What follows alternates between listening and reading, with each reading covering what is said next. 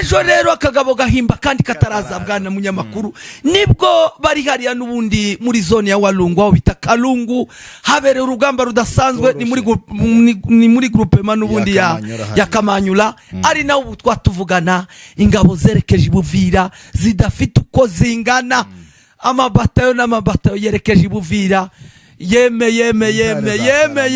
mu rugamba rurakomeye abarundi ni mudashira imbunde hasi AFC M23 irazibakuraho ku ngufu FDLR ni mudashira imbunde hasi irazibakuraho ku ngufu namwe rwose FARDC Bwazalendo ababemba bapfurera banyintu abasharishari mwitege ibigiye kubabaho rwose akagabo gahimba kandi kataraza ubu twatuvugana AFC M23 imaze kubona ko leta ya Kinshasa ikomeje kubasuzugura itemera inzira y'amahoro babonye ko nta kindi bakora ni bya bindi ngo City veut la paix préparer la guerre ubu barinjiye rwose berekeje Buvira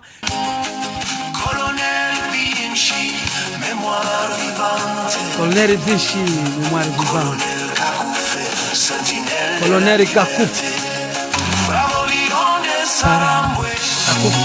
reka twita tubumvisania noneho nindi y'amadubu sasa nindendi ngiyi ariko ngira ngo ko murumva zino ndirimbo vraiment tuzoza tuzitaramiraho twibuka ibihe bibi twagiye tunyuramo umwijima twanyuzemo wicura burindi ryo kwicwa kw'abatutsi bo muri Noro nabo muri Side izi nindirimbo tutazigera twibagirwa ibyagiye biba atwongeye kubaha ikaze mwese bakunzi ba Joshua TV1 ndetse na Rugenza TV reka tubirize abandi tubaramutse bitewe nawe uherereye dukurikira turabizi yuko murahatandukanye reka tubashimire mwe mwese mwamaze gukora subscribe murabagaciro murafatanya bikorwa bacu beza cyane ntitwareka kubashimira uko dufashe mikrofone reka kandi tugusabe nawe utarakora subscribe ko wayikora kugira ngo dukomeze tubane nawe mu makuru tubagezaho aho twibanda mu karere kiwacu cyangwa se karere ka DRC uko turabakongomani reka niyegereze rero mugenzi wanje Rugenza hanyuma twinjire muri aya makuru y'uno munsi urakoze cyane bwana munyamakuru Joshua Entertainment kwikaze udahwema kutugaragariza uruta kwisa umushitsi ntirubarurwawe urakoze cyane Rugenza reka twinjire mu makuru tudatindiye abakunzi bacu kandi dushimira abantu bose bareba amakuru yacu ndetse bakayasangiza n'abandi dore ko nta handi wakura amakuru yizewe n'ubundi uretse kuri Rugenza TV ndetse no kuri Joshua TV 1 ndetse kandi tubashishikariza no kureba n'ibindi biganiro bigiye bitandukanye kuri Joshua Entertainment nk'ibisanzwe bakunzi bacu munyarukana mukora subscribe reka rero tuyahere Ibuvira rero biri gutogota niko navuga Ibuvira bimeze neza bimeze nabi hamwe ahandi bimeze neza reka rero tuyave imuzi ni nyuma yaho leta ya Gisekedi ihakanye cyangwa se ivuye mu biganiro bya Katari ikanga CCRF igakomeza guhungabanya umutekano w'abaturage ndetse no kubambura ubuzima AFC rero M23 MDP twirwaneho bibona yuko bidakomeza kurebera kandi mu nshingano zabo n'ubundi harimo gushakira umuturage wa Kongo amahoro niko rero gukomeza gusatira umujyi wa Uvira ayo niyo makuru tugiye kubageza ni dufite yuko umujyi wa Uvira uri kumva imirindi ari nabyo byatumye n'ubundi nkuko mwabibonye twabibabwiye mu makuru yacu nuko ingabo nyinshi zitangiye guhunga ngayo nguko bwana munyamakuru breaking news munda yisi amakuru tosanga ku bindi binyamakuru uretse kuri Joshua TV1 ndetse na Rugenza TV aho niho honyine muzosanga amakuru yujuje ubuziranenge amakuru atari wivumbi amakuru y'ukuri nuko amakuru dukomeje gukesha ibinyamakuru bimwe n'ibindi ndetse n'imbone za Joshua TV1 na Rugenza TV nuko tugiye kubabwira amakuru y'ukuri y'Ibuvira avugwa hirya no hino ubwo uko mugenzi wanje yarabibabwiye hariya mu biganiro bya Selefe byari hariya i Doha muri Qatar. Ubwo leta ya Kinshasa yakomeje kubica amazi, aho nubundi bari no mu biganiro yakomeje igaba ibitero nubundi kuri AFC M23 twirwaneho amadubi murenge, bakomeza nubundi bakoresha imbunde za rutura, bakoresha ibinyamakuru bitandukanye, bakoresha indege zitandukanye ziri mu bwoko bwa Sukhoi 25 ndetse bakoresha n'izindi ndege arizo nubundi drone. Ubwo baziteye nubundi henshi hariya muri bakomeje kugaba ibitero, n'aharejo bagabye ibitero aho bita Nyabzondo. Ubwo ndavuga nubundi ni hariya aho bita Masisi, naho habereye urugamba rukomeye cyane ejo, ariko kubw'amahirwe ingabo za M23 twirwaneho amadubi murenge AFC bahise bakubita babasubizayo nabi batumva batabona. Tubibutse ko nubundi bakomeje bagaba ibitero hirya no hino, kandi bari mu biganiro nubundi hari i Doha, aho bagabye nubundi bitero by'indege bakoreshe drone ndetse na Sukhoi 25 aho bita nubundi ni hariya za Walikali na Zanzibira ndetse no muri Shabunda. Bakomeje basenya ibiraro bakoresheje indege.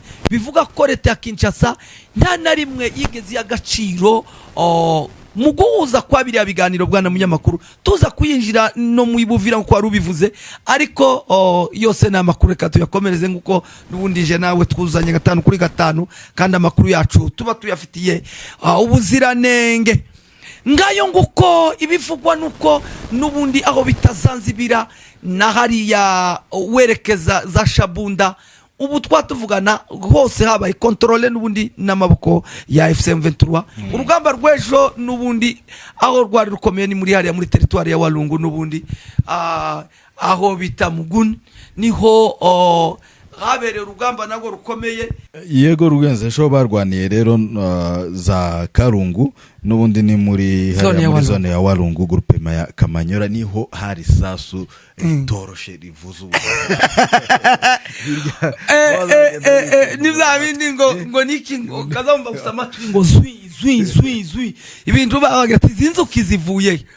Ejo rero akagabo gahimba kandi kataraza bwana munyamakuru, nibwo bari hariya nubundi muri zone ya Walungu aho bita Kalungu, habereye urugamba rudasanzwe ni muri groupement nubundi ya Kamanyula. Ari naho ubu twatuvugana ingabo zerekeje Ibuvira zidafite uko zingana, amabatayo n'amabatayo yerekeje Ibuvira.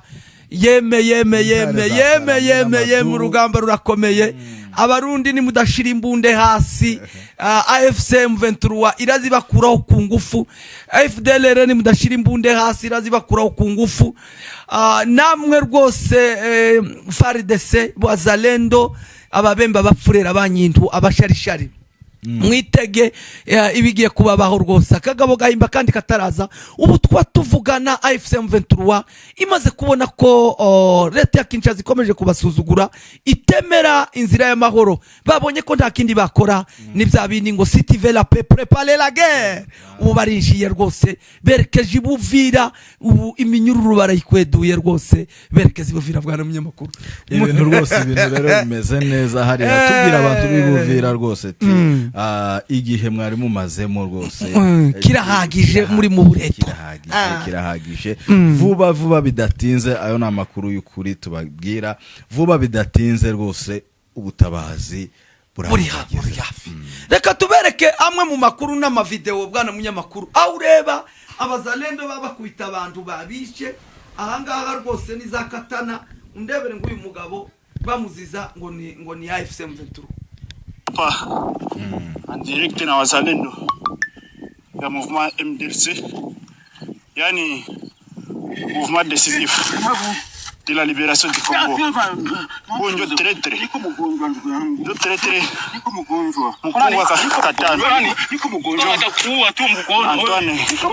Antoine Karumba njo huyu macho yenu njo uyu ngo yitwa Antoine Karumba.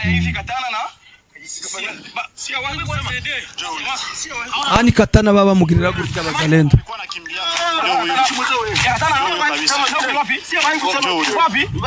hapa na direct na FPC anajigamba siku mingi sasa aite sasa ba M23 kumrusha hapa ngayo nguko urabona ukuntu baba mukubita aho ngaho kuri rimeze mu by'ukuri rero ni ndende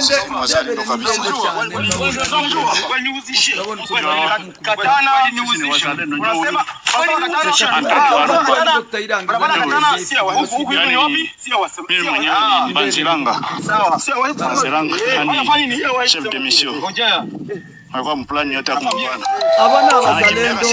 aba ni abazalendo nibo baba bakora kino kintu aba ni abazalendo nibo baba bakora bino bintu bwana munyamakuru urebaho baba kubita umuntu bamuziza uko yaremwe ibintu bibabaje mu buryo ndabona uko nkubwira bwana munyamakuru igihe cyabo kigiye kurangira ariko rwose igihe cyabo kigiye kurangira ngira ngo wabonye bari abasoda bari Uvira FARDC ari Uvira ukuntu yimutse yahunze nta uravuga n'ubu ngubu rero yuko babonye bafite experience ya AFC bafite amakuru babonye ibyabaye Igoma n'Ibukavu byabaye Ibukavu baravuga ati ahangaha reka twimure intwaro zacu zikomeye tuzijane za baraka batarazitwara ngo ni milieu strategique ntibazi ko baba bazizamura bazerekeza iwacu ngayo nguko uko bimeze ubu twatuvugana ingabo zose z'abarundi z'ibintu byinshi zari kamituka ubu zose zazamutse bagize ubwoba zari mwenga zazamutse zigeze kamituka ngo bagiye gufata ngo milieu strategique ngo yukundu ngo barwanye ngo AFC M23 nibitege akagabo bari biringiye ko buhabuja kuba tombe vuba hangaha baraja hehe reka rero nubundi dukomeze n'amakuru yacu ariko nanone kandi dushimira bamwe nubundi twifuza ko bazashimirwa rwose mu gihe nubundi twageze no mu gihugu turashimira y'abarwanashaka bakomeje gukora imirimo itandukanye kandi myiza ku bwoko bwacu by'umwihariko rero tukaba tugiye gushimira CEO Jean de Dieu Bizinde hariya muri Australia aho amaze gukora ibikorwa byinshi twagiye tubivugaho ngira ngo ndetse n'uno munsi tugiye kuba twagaruka ku bimwe n'ibindi harimo indirimbo yahimbiye amadubu ndetse n'izindi n'intare za Sarambwe mu by'ukuri n'indirimbo zigarura morale zigarura ibyiringiro zimenyesha ndetse kandi n'abatazi amateka yacu zikamenyesha kuri ubu rero noneho yaje noneho mwiringara turagushimiye cyane rwose niyo ndirimbo gisege dayo nawe yiyumvire kuko nigo rurimi rwiwe yazikoze mu kinyamurenge izindi azishira muringara kugira ngo nabo bamwe nukuvuga ngo ibihimbano byose amakuru tuvuga iyi ni message itazigera irangira ni message n'indi new generation izogenda zitukurikira zimenya akababaro twanyuzemo kuntu twarakwiriye imishwaro tukaje imahanga bamenye urubabaro twagize tukaba tumushimiye rero si officer Jean de Dieu umuntu w'umugabo urumugwana shaka kamirifu nibyisha akora aho twadusana ko turasana nubundi aho bita ko turasana bijabo ndetse na Rurambo aho twadukomeza gutanga amafaranga kugira ngo tuzohasane kandi tunashimira rwose abagwanashaka babirimo reka tubumvise izo ndirimbo bukeye intare za Sarambwe ya Kivu swali simama bila woga moyo juu kama simba sauti ya uhuru ilisikika milimani haleluya Sarambwe ikawa alama ya matumaini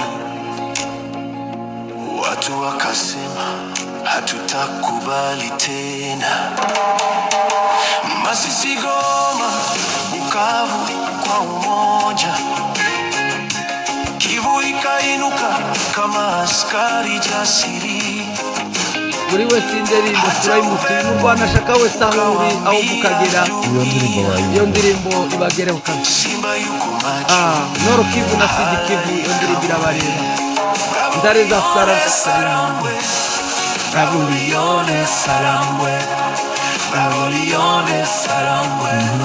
Rio de Sarambwe nous mourons pour que tout ce peuple, tous les gens puissent vivre sans difficulté, sans problème, sans souci même. Goma, Bukavu pamoja, uhuru hautakufa. Londe Sarambwe kama Mungu na yoe bunda. twese turi umwe Masisi Goma Bukavu biratwese twese turi umwe Général Bernard Biamungu, lumière dans la nuit. Général Bodiangarouye, voix de justice. Général Mboneza, stratège du peuple. Stratégie du peuple, Général Mboneza. Elimani Nzeze, espoir debout. Colonel Kanyamibwa, mot de bravoure. Colonel Bienchi, mémoire vivante. Colonel Zishi, mémoire vivante. Colonel Kakoufe, sentinelle. Colonel Kakoufe. Bravo Lion de Sarambwe. Reka twite tubumvisania noneho N'amadubu. nindi y'amadubu sasa ni ndende iyi ngiyi ariko ngira ngo ko murumva zino ndirimbo izo vrema tuzoza tuzitaramiraho twibuka ibihe bibi twagiye tunyuramo umwijima twanyuzemo wicuraburindi ryo kwicwa kw'abatutsi bo muri noro nabo muri side. Izi ni indirimbo tutazigera twibagirwa ibyagiye biba. Reka tubumvise rero indi iri muri ngara yahimbiye n'ubundi Amadou y'Umurenge. Bana twirwaneo partout na mokili mobimba. Merci mingi bana ya résistance. Mulenge Minembwe Sud Kivu toko sala nyonso.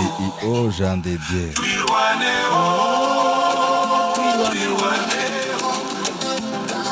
Nous saluons tous les combattants partout dans le monde entier.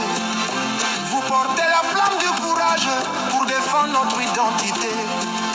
L'unité brille dans vos cœurs comme une lumière qui ne s'éteint pas. Marchons ensemble comme une famille, une seule voix, un seul espoir.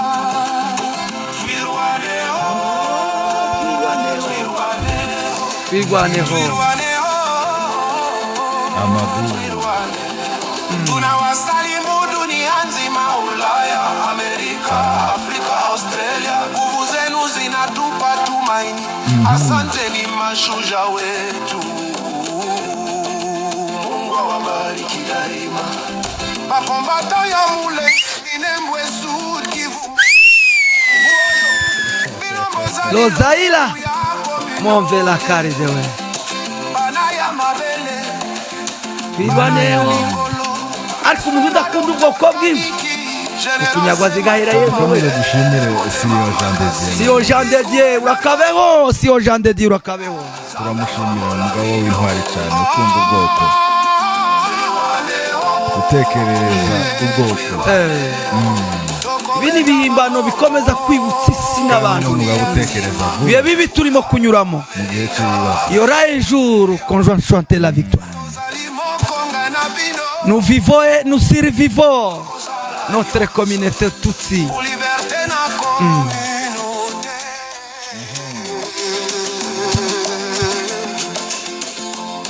Twirwaneho Amadou y'Umurenge. L'amour et la paix sont notre force.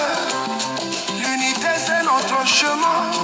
Tunaendelea mbele. Hatuwezi kurudi nyuma. Tena tunaimba kwa sauti moja.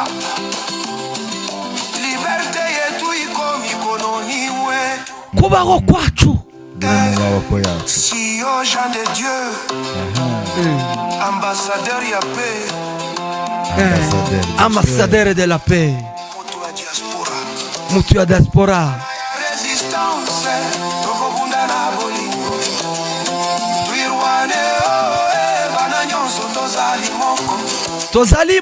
Tozali moko twirwaneho Tokosepela, tokosepela na ngai tokosepela. twirwane, Kimia izalaki $100. tosangani. Mu by'ukuri rero izo nizo ndirimbo izo ni zimwe mu ndirimbo nshasha muri nyinshi yakoze. Tukomeza rero kumushimira ubwo n'umugabo twarabivuze utekereza vuba mu gihe cy'ibibazo, n'umugabo utekereza neza vuba kandi neza mu gihe biba bitoroshe. Tumushimira rero kuri izi ndirimbo akomeza guhimba, gutanga mu bwoko zitera abantu morale ndetse n'ibyiringiro, kandi izi nizo nyine tuzaririmba twageze mu gihugu, ahubwo tuzatuvuga ati izi ndirimbo zahimbwe mu gihe twari mu icuraburindi, mu gihe bitari bimeze neza mu bwoko bwacu. Izi ndirimbo nico gihe zaririmbwe. Dushimira ndetse hagati aho ngaho n'abandi bahanzi bose cyangwa se abantu bose bakora ikintu nk'umurage w'ubwoko. Dukomeza gushimira nabigizi buriya nawe iriya ndirimbo yiwe dushimira n'abantu bose mu gitondo cyakare mu cyumaze kugenda. Iyo ni indirimbo mu makwe isigaye iririmba. Twigwanyeho Minembwe turayifata mu bukwe basigaye bacuranga iriya ndirimbo. Niko bimeze, ariya n'amateka bigizi rwose zigomba kuja muri playlist rero rwose. Turashimira abahanzi bose bakomeje guharangira ubwoko, ariko ntitwarangiza tutaretse gushimira AFC M23 twirwaneho Amadubu y'Umurenge Intare za Sarambwe. Tunashimira n'ubundi ishyaka risha n'ubundi ryashinzwe n'ubundi n'uwahoze ari former presidency ariwe Joseph Kabila, umugabo nawe umuhanga cyane wagurutse muri iki kinyejana, umugabo wari wakatiwe ubwo gupfa, ariko muri uko gupfa kwe hakaba hazutse mu izindi mbaraga zifite kandi kurengera no guhishurirwa cyane, kongera guhabwa ibyasezeranijwe. Ubwo ndavuga kongera guhabwa indi sisha n'ibyayo bisha, iyobowe n'ubundi na AFC M23 twirwaneho n'Amadubu y'Umurenge, nawe ubwiwe afatikanyije nabo bita n'ubundi ba Depite Moise Nyarugabo, ari kumwe n'ubundi n'abamponyo. Abo n'abagabo bose bakomeye, n'abandi bose bafatikanyije. Rero tukaba dushimiye mwe mudukurikirana 5 kuri 5. Tubibutse gukora subscribe, share na comment kuri Joshua TV1 ndetse na Rugenza TV. Tubibutse ko ari ku buhanga bw'ibyo mu muhanga bigatinda ni Joshua Entertainment, ndetse n'uwo mwabonaga yari Rugenza TV Amadubu Intare za Sarambwe.